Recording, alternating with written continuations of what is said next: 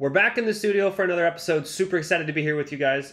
We appreciate the patience with the couple week break. I'm going to dive into that in a little more later. But before we get into the show, I would love it if you would take just a minute to go ahead and click subscribe to our YouTube channel. It really helps us reach more people, and our whole mission here is how can we help people live better lives? And you just clicking that button makes a big difference. So we're going to jump into the show today.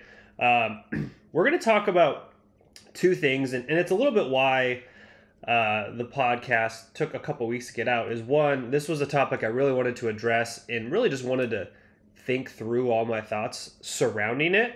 And so today we're going to be talking a little bit about the power of consistency. And then we're also going to kind of dovetail into, I've been getting a lot of questions about kind of the recent advancements in AI and specifically things like ChatGPT and how it may affect like our coaching business specifically. I wanted to talk a little bit about that because I think there's a lot of nuance and important stuff to discuss there that I don't think people are really thinking through quite yet from the consumer side. So I want to first talk about, kind of ironically, the power of consistency because I didn't put out a podcast the last 2 weeks. But this is more around long-term consistency and commitments to what your goals are. And so there's a couple different ways I want to just drive this conversation. And I want to think about it from the perspective of my own experience in kind of the health and fitness industry and just what it takes to really get to where you want to go. So I think I started kind of as a professional in this industry. I would say I was probably 22 years old really when I started. So that was 13 years ago. And since then, I have seen the rise and fall of 20 different types of diets. I've seen the rise and fall of many YouTube celebrities. A lot of people had their fame, made their money, left, got laughed out, got lawsuited out. Just the infinite rise and fall of personalities, diet programs, businesses, etc.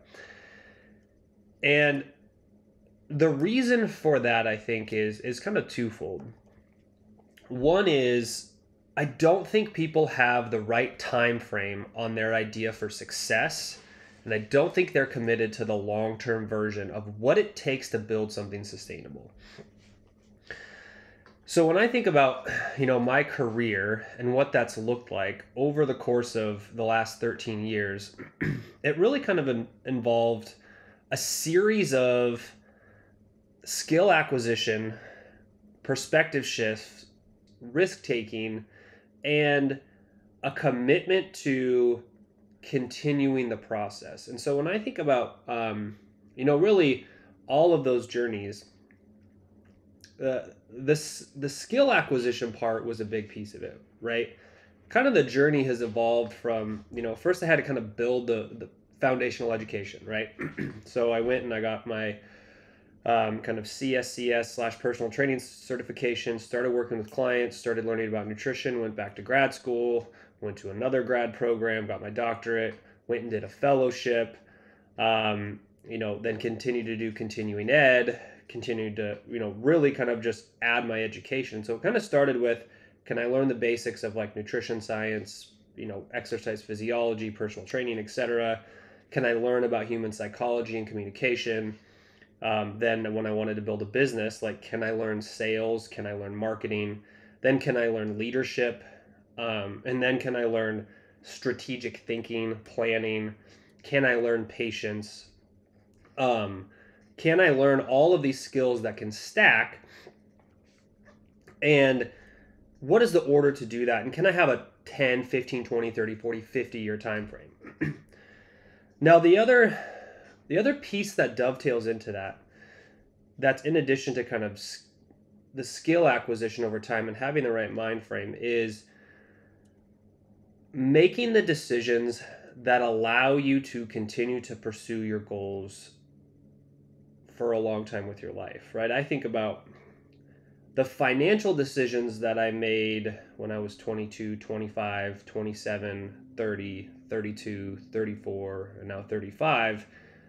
I've always tried to make decisions that increase the time span that I'm able to commit to the goal that I have, right? So when I think about what is my rent, what is my overhead, what are the houses I buy, what are the financial commitments I make, what are the cars I buy, any of those things. It's like, if my goal is to build a 200, 500 million, 2 billion, 5 billion, 20 billion, whatever number the long-term goal is, business, I know it's going to take decades. And if I put myself in a place where I have to abandon that goal halfway through before it can really kind of come to, fruition, because of, hey, I've overextended myself. I have way too nice of a car and way too nice of a house, and if I lose my business, I have to sell everything I own. I can't just keep the business running. I have to take another job somewhere else. Is, can you make the decisions that allow you to have the time to continue to pursue that goal, and you don't have to abandon it? And I think about this in terms of, like health and fitness. If you are trying to lose weight or you're trying to, engage in a sport, can you make the decisions about your training, your nutrition, the long term versus short term, the building habits of, can I continue to pursue this for 5, 10, 15, 20 years, or am I going to do something, that's going to set me back substantially and make me take a long break from the goal that I have? And I think that's really where the power of consistency starts to compound. And this is one of the shifts that I've had to make in the business side is, when you're running a startup and you're running a business,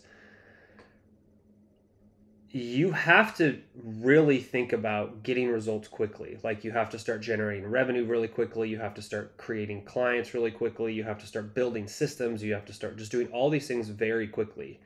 And then at some point you have to start thinking, okay, this pace of change, this ability to make decisions and implement quickly is great now, but that's not the path to, 10,000 clients or 100,000 clients. That's maybe the path to 200. But can I start looking at, okay, what are the small things I can do every day to just kind of push that curve so it's, slowly starting to take off, and really start compounding all those things. So in 10 years, all the small pieces you've added really kind of mesh together with what you're trying to do. And so I think you really have to look at what consistency, commitment, and sustainability really mean.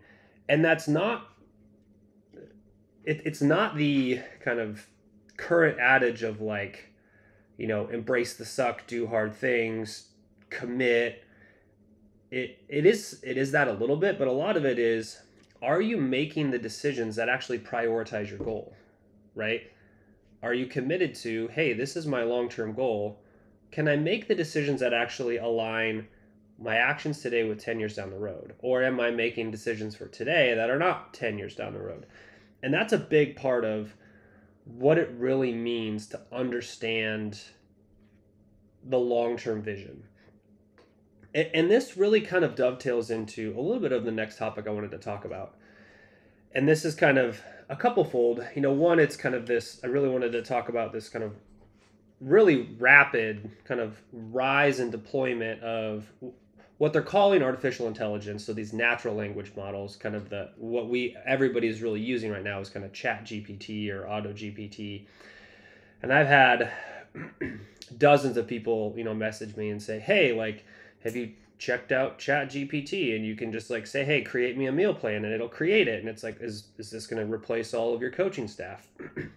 Are all these things going to automate what you guys do for your jobs?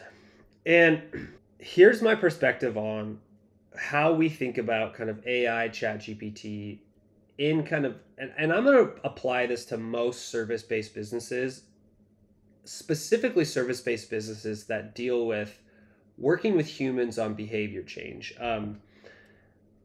One, what we do as coaches is so much more complicated, dynamic, contextual than make me a meal plan that fits these macros. Like, if that was all that we offered, one, I would just not have any staff at all, and I would have just plugged in ChatGPT as it is and just started making squillions of dollars, because just get rid of all your overhead and make all the money.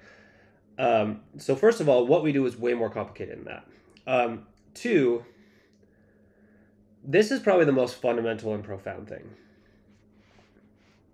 Currently as it sits, and I think it's going to be like this for, at least a decade, and I may be wrong because of the rate of development, but there's so much in asking the right question and knowing if it's the right question. And as far as I can see, there's no way for these things to really understand if it's the right question for you to ask, right? Maybe it's possible if it has all of your personal data, all of the data around everything, that you will ask it a question and it will say, hey, that's not the right question. This is the question you should be asking. But here's where I would kind of give you an example, right? Let's say I have a client who, is really struggling to kind of follow their nutrition plan, and their life is pretty chaotic and crazy, and they're traveling all over the place, and they're doing all sorts of things, and they're stressful, and a parent just died, and their kid's going off to college, and they're getting ready for a cruise, and they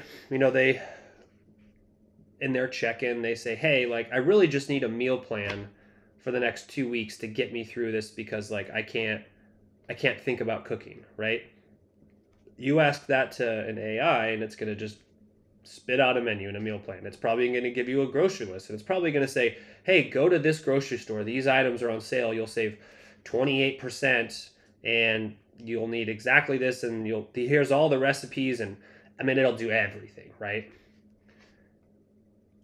But that's probably not the right question, right? If I'm the coach and I get this, depending on the client, my response is probably not going to be to just, A, it's outside the scope of practice, but B, that I'm not just going to give them a meal plan.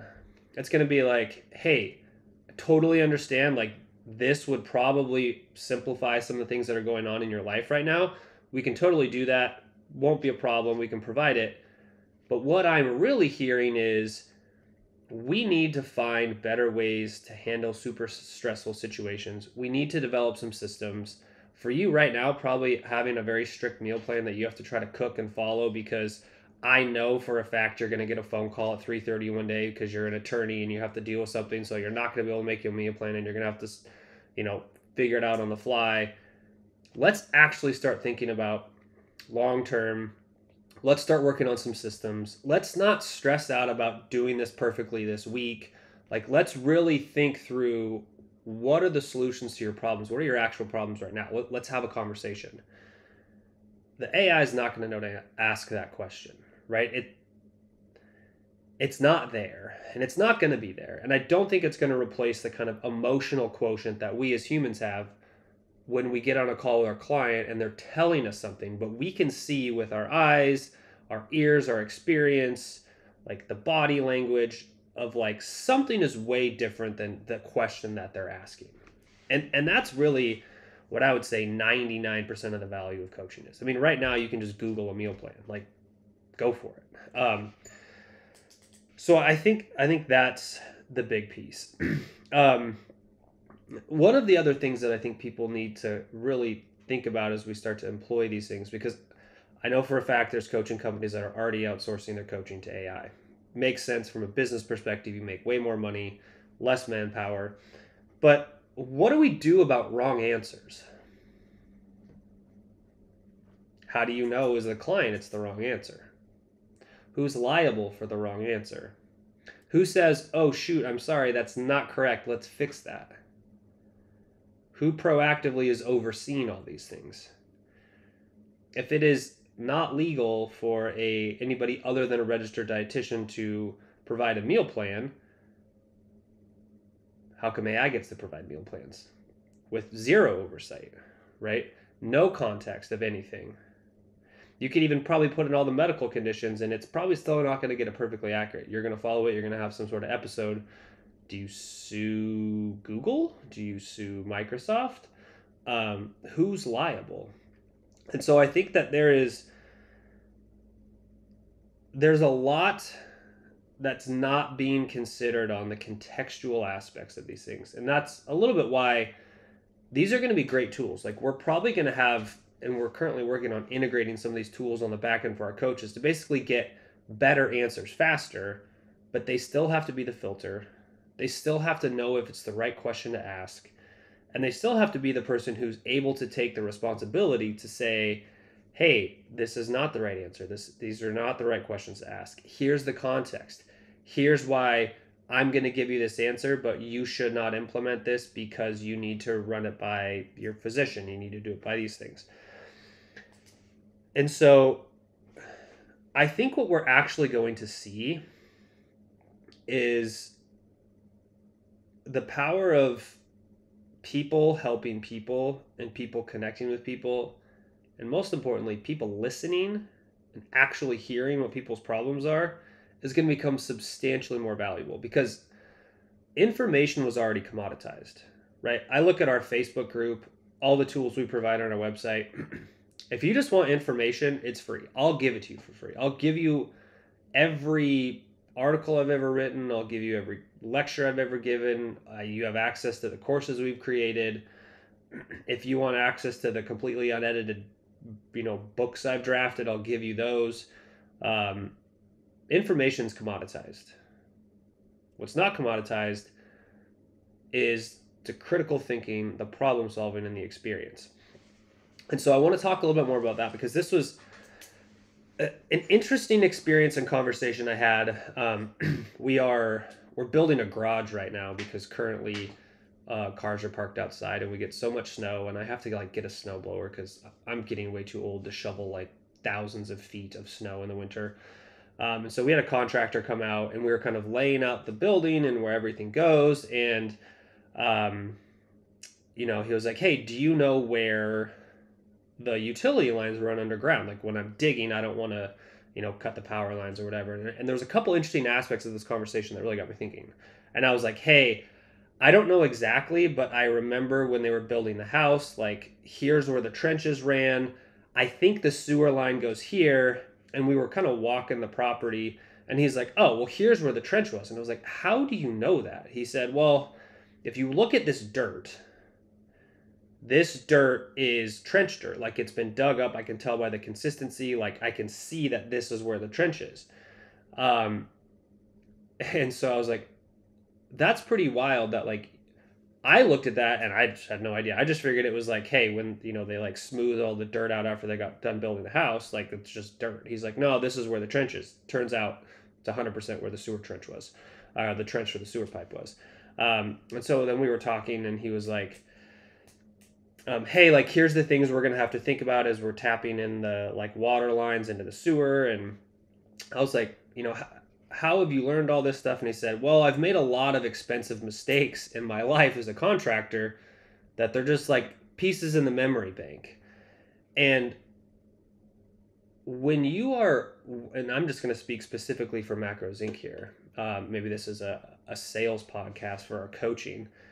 When you hire a coach, what you're actually doing is you are paying for all of the experience and painful lessons that coach has learned, either through their own journey, right? I look at most of our Macros Inc. coaches, they've all been on a journey of personal transformation, weight loss, body composition change, solving health problems, etc. So it's all those painful lessons that they've paid for themselves, whether physically, emotionally, with their energy, or with their money.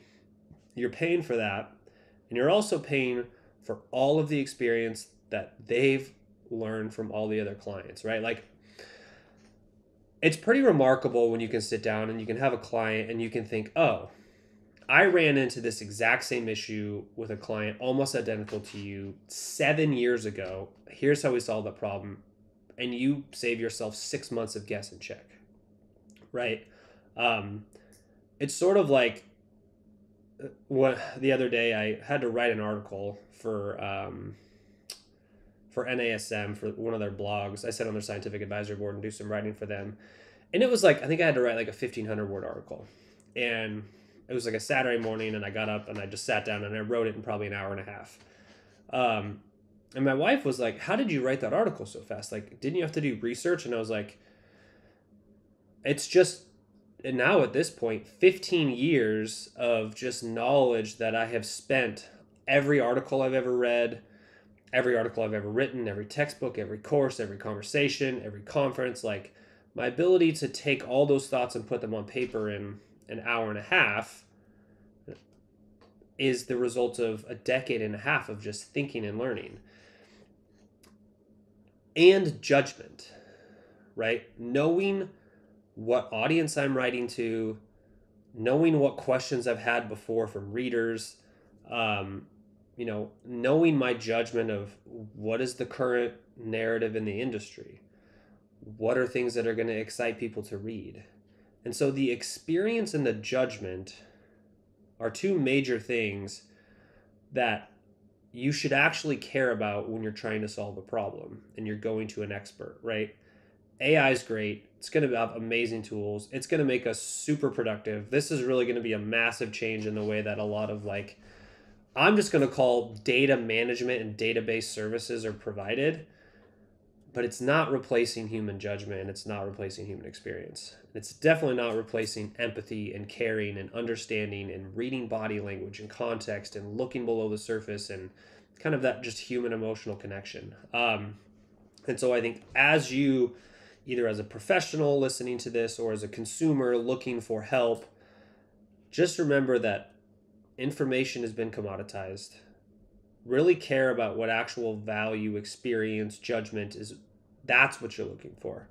And so that goes back to the original idea of the power of consistency. Like as we're building Macros Inc., this business, we're always focused on the end goal of how to create the best coaching experience for clients. How can we commit to that? And really just focus on the small changes we can make every day to what we're doing to be better.